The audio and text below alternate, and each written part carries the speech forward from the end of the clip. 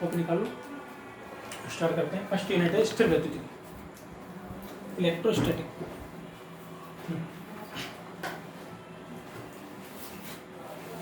देखो इसमें 4 चैप्टर हैं, 1 से 4 तक। तो सबसे पहले ये यूनिट का नाम है, चैप्टर का नाम नहीं है, चैप्टर अलग अलग आएंगे इसमें। ये पूरी यूनिट का नाम है, जो 1 से 4 चैप्टर हैं उन चारों चैप्टरों की एक यूनिट है। उस यूनिट का नाम है स्थिर वैद्युतिकी। स्थिर वैद्युतिकी या इलेक्ट्रोस्टैटिक।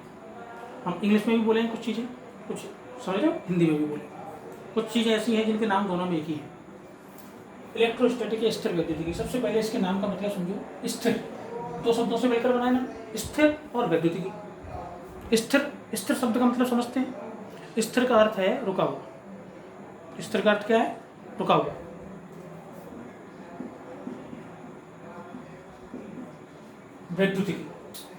वैद्युतिकी या विद्युत, ये शब्द जब भी आए इसका अर्थ क्या समझना है पूरी यूनिट में हमको।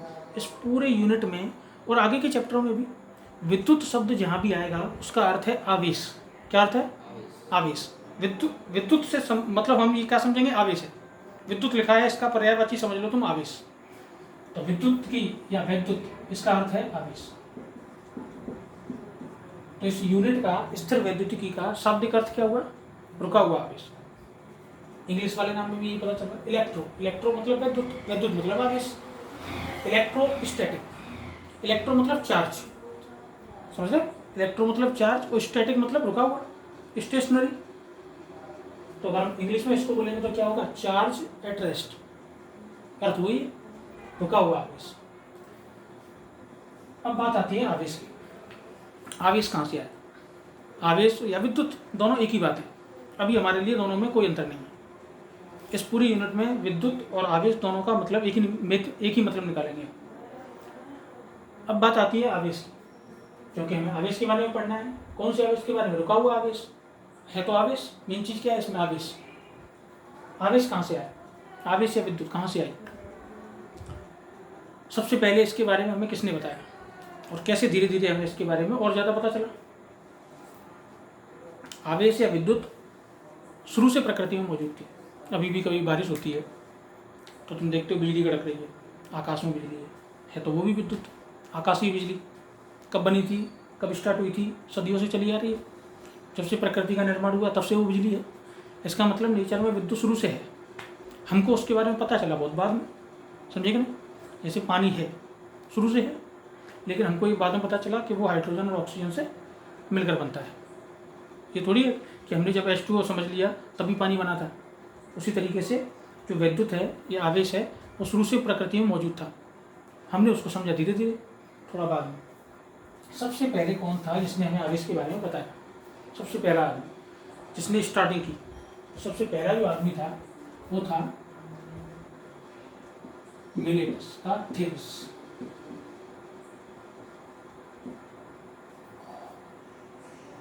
मिलेटस ये जगह का नाम है, जो व्यक्ति है उसका नाम है थेल्स। सबसे पहले हमें जिसने बताया वैद्युतिकी के बारे में या विद्युत आवेश के बारे में वो कौन था? थेल्स। कब बताया? आज से 2600 साल पहले।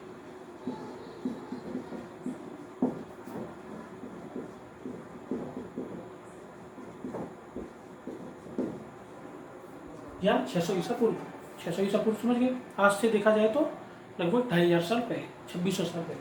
क्या बताया इसने? ये जिस जगह पर रहता था वो जगह बाल्टिक सागर के किनारे थी। सागर, महासागर होते हैं, एक सागर होते हैं। जिस जगह ये रहता था वो एक बाल्टिक सागर के किनारे थी। तो ज़मीन से जो निकलते हैं पदार्थ उन्हें हम क्या कहते हैं? खनिज। ऐसा ही खनिज इसकी जगह जहाँ ये रहता था वहाँ निकलता था जमीन से, और उस खनिज का नाम क्या था? एम्बर। ये हमारी भाषा में नाम है, हम यहाँ कहते हैं उसको एम्बर, समझ गए ना? लेकिन इसके यहाँ पे उसका नाम क्या था? इलेक्ट्रम या इलेक्ट्रॉन। इलेक्ट्रम या इलेक्ट्रॉन, कुछ भी करो। किसी बुक में लिखा मिलेगा तुमको इलेक्ट्रॉन, किसी दूसरे में लिखा मिलेगा इलेक्ट्रम, समझ गए? ये उसकी भाषा का नाम है। अब हम किस भाषा में बोलेंगे? अपनी भाषा में क्या बोलेंगे? एम्पर। ये एम्बर नाम का पदार्थ उसके यहाँ निकलता था। ये क्या करता था, उस एम्बर को किसी दूसरी पदार्थ से, जैसे बिल्ली की खाल कैसी होती है, दूसरे जानवरों से अलग है, उस बाल होते हैं ना सिल्की से। तो जब वो उस एम्बर की छड़ को उस बिल्ली की खाल पर रगड़ता तो वो क्या दिखता कि उस छड़ में एक विशेष गुण आ गया है। क्या गुण आ गया है कि इसके आसपास के जो छोटे छोटे पदार्थ हैं, जैसे सूखे पत्ते, घास फूस, उनको क्या कर लेता है, अपनी तरफ आकर्षित कर लेता है। तो वो छोटी छोटी चीज़ें उससे आके चिपक जाती हैं। थोड़ी देर बाद ये गुण चला जाता है, या ज़मीन पर रखता है तो वो गुण गायब हो जाता है। फिर दोबारा से रगड़ता है तो फिर से ये गुण आ जाता है, फिर रखता है तो फिर चला जाता है। जितनी बार उसने रगड़ा तो उसने क्या देखा कि उसमें गुण आ गए। और ये गुण कैसा है, विशेष, जो रगड़ने से पहले नहीं था। क्या गुण आ रहा है, रगड़ते ही उसमें आकर्षण का गुण आ गया, बल लगाने की प्रवृत्ति आ गई। बल लगा रहा है, वो खींच रहा है दूसरी चीज़ों जो उसके आसपास रखे हों। समझ में आ गई? ऐसा नहीं बहुत दूर से खींच रहा है, बहुत पास की चीज़ों को खींच रहा है और बहुत छोटी चीज़ों को खींच रहा है। तो इसने क्या देखा, थेल्स ने देखा कि जब हम एम्बर को, एम्बर मतलब इलेक्ट्रॉन या इलेक्ट्रॉन, जब हम एम्बर को किसी पदार्थ मैंने बता दिया किस पदार्थ से रगड़ा उसने, जानवर की खाल से। जब एम्बर को हम किसी पदार्थ से रगड़ते हैं तो एम्बर में एक विशेष गुण आ जाता है, जिसके कारण वह अपने आसपास की हल्की और छोटी वस्तुओं को आकर्षित करने लगती है। कैसी वस्तुओं को आकर्षित करें, छोटी और हल्की, वजन में कम और साइज में छोटी। जैसे मैंने बता दिया धूल मिट्टी के कण, सूखे पत्ते, ऐसी चीज़। क्योंकि उस जमाने में आज से 2500 साल पहले ऐसी चीज़ें होती होंगी, कागज़ तो होते नहीं जिनसे हम प्रयोग करते हैं। समझ गए? तो ये विशेष गुण आ गया एम्बर के अंदर। ये किसने बताया हमको, थेल्स ने। बस इतना ही बताया इसने कि एम्बर को रगड़ोगे तो एक विशेष गुण आ जाएगा। कैसा गुण आ जाएगा, आकर्षित करने का। समझ में आ गई ये बात? इसके बाद काफ़ी सालों तक इस क्षेत्र में कोई उन्नति नहीं हुई इस घटना की।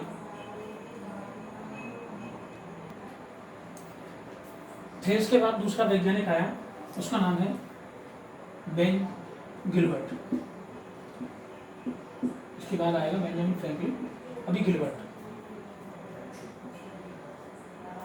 गिलबर्ट ने हमें क्या बताया, गिलबर्ट ने जब इसके प्रयोगों के बारे में पढ़ा कि थेल्स ने ऐसे ऐसे प्रयोग किए थे जिससे एम्बर को रगड़ने पर उसमें विशेष गुण आ जाता है, तो इसने भी वही प्रयोग किए। लेकिन इसने प्रयोग और भी चीज़ों के साथ किए। इसने केवल एम्बर को एक पदार्थ से रगड़ के नहीं देखा, इसने प्लास्टिक की छड़ भी रगड़ के देखी। एबोनाइट प्लास्टिक जैसा ही एक पदार्थ होता है, उसको भी रगड़ के देखा। कांच की छड़ ली, उसको भी रगड़ के देखा। तो इसने क्या निष्कर्ष निकाले कि किसी भी छड़ को रगड़ो, सभी में ये गुण आता है। कांच की छड़ को रगड़ोगे तो भी गुण आएगा, प्लास्टिक की छड़ को रगड़ोगे तो भी ये गुण आएगा, एबोनाइट की छड़ को रगड़ोगे तब भी ये गुण आएगा, एम्बर की छड़ होगी तब भी ये गुण आएगा। तो इसने क्या निष्कर्ष निकाला, गिलबर्ट ने बताया कि किसी भी पदार्थ को दूसरे से रगड़ा जाए, उसमें जैसे 4 मैंने छड़ बताई जिनके साथ ही ज़्यादातर प्रयोग हुए, इनको जब हम किसी पदार्थ से रगड़ते हैं, पदार्थ दूसरा जिससे रगड़ रहे हैं कोई भी हो सकता है। बाल हो सकते हैं किसी जानवर के, अपने खुद के बाल हो सकते हैं, कोई कपड़ा हो सकता है, रेशम का, नायलॉन का, समझ रहे हो, कोई भी चीज़ हो सकती है। 2 पेयर, कोई भी 2 वस्तु आपस में रगड़े, धातु भी हो सकती है, कोई भी चीज़ हो, किसी भी पदार्थ को हम दूसरे से रगड़ेंगे तो उसमें ये गुण आएगा ही। समझ में आ गई बात? इस गुण का नाम क्या रखा जाए और इस गुण को उसने क्या कहा, तो गिलबर्ट ने क्या बताया, देखो गिलबर्ट ने बताया कि आकर्षण का यह विशेष गुण, आकर्षण का यह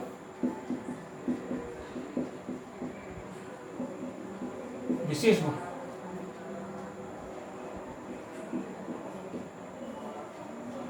आवेश क्या है।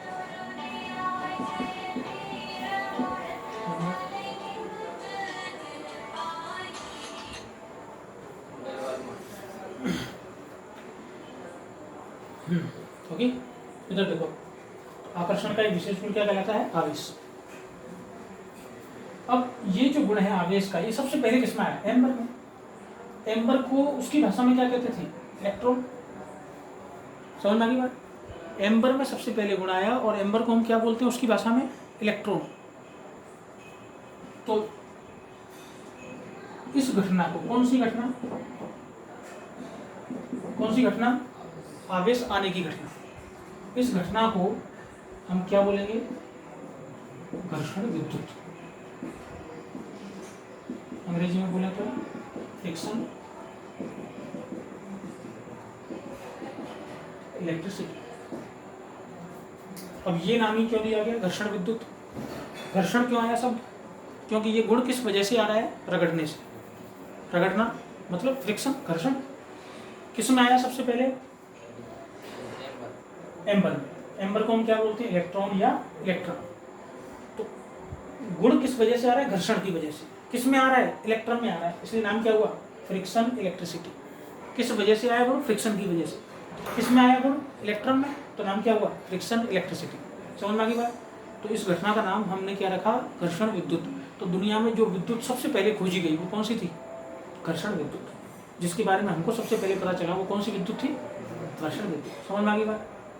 समझ गए ना?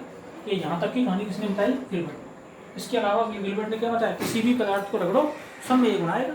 समझ में आ गई बात? समझ गए ना? अब चलते हैं आगे। इसके बाद आता है तीसरा वैज्ञानिक और सबसे महत्वपूर्ण, कौन है? Benjamin Franklin. पूरा नाम है फ्रैंकलिन। फ्रैंकलिन 18वीं सदी में जो उसने बताया वो सुनो। बेंजामिन फ्रैंकलिन ने बताया, जो प्रयोग किए, ये जो प्रयोग हो चुके थे वो भी सब करके देखे कि ये जो बातें उन्होंने बताई हैं ये सब सही है कि नहीं। इसके लिए पहले ये सब प्रयोग किए कि ऐसा रगड़ के देखा कि ये सब गुण आते भी हैं कि नहीं। जब ये सब बातें सही लगी उसके बाद उसने कुछ और प्रयोग किए, और जब कुछ और प्रयोग किए तो कुछ और बातें पता चली। कौन कौन से प्रयोग किए बेंजामिन फ्रैंकलिन ने, वो देखो। तो फ्रैंकलिन ने जो प्रयोग किए जिनसे हमें नई नई बातें पता चली वो प्रयोग क्या है? देखो, फ्रैंकलिन ने 2 कांच की छड़ें ली और 2 प्लास्टिक की छड़ें, अब चार छड़ हो गई। चारों छड़ों को उसने क्या किया? रगड़ लिया अच्छे से। रगड़ने से क्या हो गया? क्या आ गया उनके ऊपर? आवेश। समझ में आ गई बात? रगड़ने से क्या आ गया उनके ऊपर? ठीक है। तो 4 छड़ें हमारे पास जिन पर आवेश है, 2 कांच की छड़ें और 2 प्लास्टिक की छड़ें। सबसे पहले प्रयोग में उसने क्या किया? 1 कांच की छड़ ली। समझना बात? सबसे पहले प्रयोग में उसने एक आवेशित, सभी छड़ें कैसी हैं हमारी? आवेशित, जिनके ऊपर आवेश है। और जब आवेश होता है किसी पदार्थ पर तो वो क्या करता है? दूसरी चीज़ों को आकर्षित। यही हमें पता चला अब तक। अब जो नया पता चलेगा वो देखो। सबसे पहले कांच की छड़ ली। कांच की छड़ के पास उसने क्या रखे? कागज के टुकड़े, छोटे छोटे हल्के कागज के टुकड़े। जैसे वो कांच की छड़ को कागज के टुकड़ों के पास लेकर आया तो उसने क्या देखा? ये कागज के टुकड़े उस कांच की छड़ के जाते क्या होते हैं? चिपक जाते हैं। समझ में आ गई बात? बिल्कुल वैसे ही जैसे हम पेन को रगड़ते हैं और कागज के टुकड़ों के पास लेकर जाते हैं तो क्या होते हैं? वो चिपक जाते हैं। बिल्कुल वैसे ही उसने क्या देखा कि कागज के टुकड़े कांच की छड़ के छड़ से जाके चिपक रहे हैं। मतलब इन दोनों के बीच में क्या हो रहा है? आकर्षण। गिलबर्ट ने भी क्या बताया था कि जब भी हम किसी पदार्थ को रगड़ेंगे तो आवेश आएगा और आवेश की वजह से क्या होगा? आकर्षण। थिल्स ने भी ये बताया था। दूसरा, अब प्लास्टिक की आवेशित छड़ ली और उसे कागज के टुकड़ों के पास लेकर गया। ये सब क्या है? कागज के टुकड़े। यहाँ लिख दिया है कागज के टुकड़े, इसका भी मतलब वही है। जब प्लास्टिक की छड़ को वो कागज के टुकड़ों के पास लेकर गया तो उसने क्या देखा कि ये कागज के टुकड़े प्लास्टिक की छड़ से भी जाके चिपक जाते हैं। इन दोनों के बीच में भी क्या हो रहा है? आकर्षण। गिलबर्ट ने भी क्या बताया था? आकर्षण ही होगा। जब भी किसी पदार्थ पर आवेश होगा तो वो क्या करेगा? आकर्षित करेगी। तीसरे प्रयोग में उसने एक कांच की आवेशित छड़ ली और दूसरी प्लास्टिक की आवेशित छड़ ली। दोनों आवेशित हैं, दोनों को इस तरीके से लटका दिया एक दूसरे के समांतर, जैसे इस तरीके से। समझ गया? जैसे उसने लटकाया तो उसने क्या देखा कि लटकाने के बाद ये दोनों एक दूसरे को झुक जाती है, जैसा तुम्हें दिख रहा है डायग्राम में। समझ में आ गया? इसका मतलब इन दोनों के बीच में भी क्या हो रहा है? आकर्षण। इन दोनों के बीच में भी क्या हो रहा है? समझ में आ गया? इन तीनों प्रयोगों में वही रिजल्ट मिला जो हमें पहले से पता था कि अगर किसी पदार्थ पर आवेश होगा तो वो आकर्षित करेगा। समझ में आ गई बात? अब आते हैं चौथे प्रयोग में उसने कांच की छड़ और प्लास्टिक की छड़ ली तीसरे में। अब उसने चौथे प्रयोग में क्या किया? इस प्लास्टिक की छड़ को हटा दिया और दोनों छड़ कौन सी नहीं? कांच की। दोनों कांच की छड़ों को इस तरीके से लटका दिया और उसने क्या देखा? दोनों कांच की छड़ें क्या कर रही हैं? एक दूसरे को लटक। समझ में आ गई बात? यहाँ पर इन दोनों के बीच में पहली बार क्या देखा? प्रतिकर्षण। तो अभी यही एक प्रयोग और है, लेकिन अभी यहीं तक की कहानी समझो। चौथे प्रयोग में तीसरे प्रयोग में क्या अंतर है? चौथे में प्रतिकर्षण हो रहा है और तीसरे में आकर्षण हो रहा है।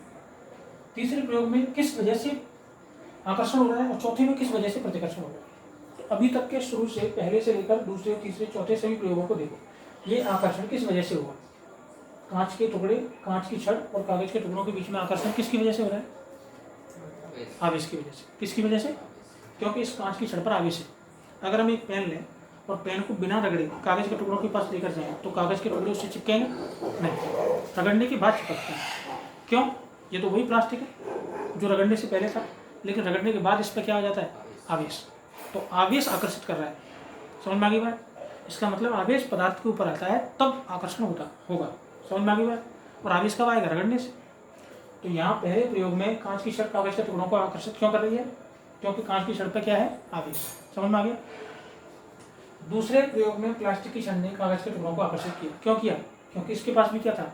आवेश। क्योंकि हमने तो चाहे सभी छड़ें कैसी ली थी? रगड़ी हुई, आवेशित की हुई। समझ में आ गया ना बात? तीसरे प्रयोग में दोनों पर आवेश था। प्लास्टिक की छड़ पर भी आवेश था, कांच की छड़ पर भी था। तो कांच की छड़ के आवेश ने प्लास्टिक की छड़ के आवेश को, कांच की छड़ के आवेश ने प्लास्टिक की छड़ के आवेश को क्या किया? आकर्षित किया। फिर से समझो, कांच की छड़ के आवेश ने प्लास्टिक की छड़ के आवेश को क्या किया? समझ में आ गई बात? अब यहाँ अगले प्रयोग में कांच की छड़ के आवेश ने कांच की छड़ के आवेश को क्या किया? प्रतिकर्षण। इसका मतलब कांच की छड़ कांच के आवेश को प्रतिकर्षित करती है और कांच की छड़ प्लास्टिक के आवेश को। समझ में आ गई बात? मतलब ये कोई वस्तु है, ये इस मार्कर को आकर्षित करे और इस मार्कर को प्रतिकर्षित करे। तो ये दोनों मार्कर एक जैसे हुए क्या? ये दोनों कैसे हैं? अलग अलग। प्लास्टिक का आवेश कांच के आवेश से क्या हो रहा है? आकर्षित। और कांच का आवेश प्रतिकर्षित हो रहा है। तो इस प्लास्टिक का आवेश और इस कांच का आवेश एक जैसे हैं क्या? नहीं। इसका मतलब आवेश कितने प्रकार का है? दो प्रकार का। एक जो प्लास्टिक के ऊपर है और दूसरा जो कांच के ऊपर है। तो इस तीसरे और चौथे प्रयोग से हमें क्या पता चला? ये पता चला कि आवेश एक नहीं दो प्रकार का है। समझ में आ गया तुम्हारे? समझ में आ गया कैसे पता चला? आवेश कितने प्रकार का है? दो प्रकार का। एक जो प्लास्टिक की छड़ पर आ रहा है और दूसरा जो, समझ में आ गई? तो ये जो बात है कि आवेश दो प्रकार का होता है, ये हमें सबसे पहले किसने बताया? फ्रैंकलिन ने। समझ में आ गई बात? अब लास्ट प्रयोग, अंतिम प्रयोग में फ्रैंकलिन ने एक कांच की छड़ ली और एक प्लास्टिक, दोनों छड़ें कैसी हैं? आवेशित। दोनों छड़ों को एक साथ इस तरीके से ऐसे मिला के और वो किसके पास लेकर गया? कागज के टुकड़ों के पास। समझ में आ गई बात? अब जब पहले कांच की छड़ अकेली थी, समझना बात, जब कांच की छड़ अकेली थी तो उसने क्या किया था? कागज के टुकड़ों को आकर्षित। प्लास्टिक की छड़ जब अकेली थी तो उसने कागज के टुकड़ों को क्या किया? आकर्षित। मान लो कि इस कांच की छड़ ने कागज के टुकड़ों को 100 न्यूटन बल से आकर्षित किया, प्लास्टिक की छड़ ने भी 100 न्यूटन बल से आकर्षित किया। तो जब ये दोनों मिलेंगी तो कितने बल से आकर्षित करनी चाहिए? 200 न्यूटन। ये तो सोचेंगे हम कि दोनों की ताकत क्या होगी? डबल हो जानी चाहिए। लेकिन जब फ्रैंकलिन ने प्रयोग किया कि कांच की आवेशित छड़ और प्लास्टिक की आवेशित छड़ दोनों को मिला के कागज के टुकड़ों के पास लेकर गया तो उसने क्या देखा कि इन दोनों के बीच में ना आकर्षण हो रहा और ना ही प्रतिकर्षण हो रहा, कुछ भी नहीं हो रहा। समझ में आ गई बात? अब तक जो बाकी के प्रयोगों को अगर हम देखें कि सब में कुछ ना कुछ हो रहा है, आकर्षण या प्रतिकर्षण। किस वजह से हो रहा था आकर्षण या प्रतिकर्षण? आवेश की वजह से। किसकी वजह से हो रहा था?